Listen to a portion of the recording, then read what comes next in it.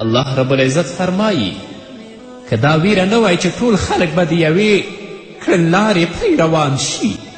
نو موږ به په رحمان الله باندې د کافر کیدونکو د کورونو چتونه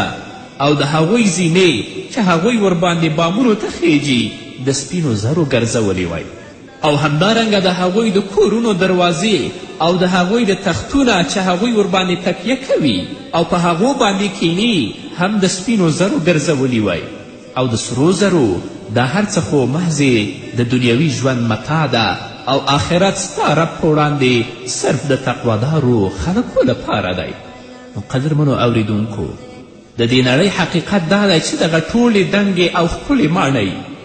چې نن خلکو په رشوت په سود او په حرامو پیسې لاسته راوړي دي او ځان ته یې جوړې کړي دي دا ټولې بې ارزښته او سپکې دي ځکه که دې شیانو د یو غماشي د وزر په اندازه هم ارزښت درلودلی نو الله رب العزت به کافر ته ترې یو ګوټ اوبه هم نه وی ورکړي خو د الله رب العزت په دربار کې دا هیڅ ارزښت نه لري